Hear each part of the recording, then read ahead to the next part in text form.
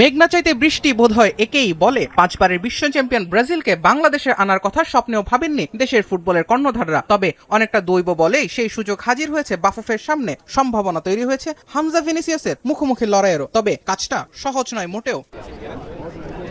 ভারত এবং ব্রাজিলের সঙ্গে ফুটবলের ত্রিমুখী এক জটিলতায় এখন বাংলাদেশ। 3 অক্টোবরের ভারত ব্রাজিল ম্যাচটি এখন ছিনিয়ে নেওয়ার অবস্থায় বাংলাদেশ। দিন দুয়েক আগে ভারতের প্রস্তাবিত কলকাতা যুব ভারতী স্টেডিয়াম পরিদর্শন করে অসন্তোষ জানায় ব্রাজিলিয়ান ফুটবলের পরিদর্শক দল। যুব ভারতের টার্ফ খেলোয়াড়দের ইনজুরির সম্ভাবনা বাড়িয়ে দেবে বলে পর্যবেক্ষণে জানিয়েছে ব্রাজিল।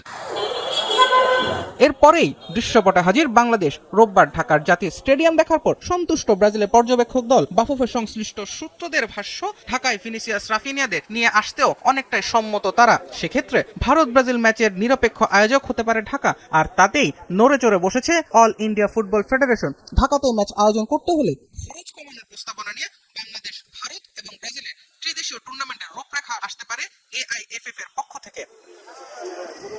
তবে এই ম্যাচ খেলতে হলে বাংলাদেশকেও পড়তে হবে বিপদে। ফিফা উইন্ডোতে সর্বোচ্চ 4 ম্যাচই খেলতে পারবে থমাস ডুলির শিষ্যরা। আসিয়ান কাপে অংশ নিলেই সেই কোটা পূরণ করে ফেলবে হামজা জামালরা। গ্রুপ পর্বে 3 ম্যাচ খেলে ফেলবে বাংলাদেশ, সাথে থাকতে পারে স্থান নির্ধারণী ম্যাচ।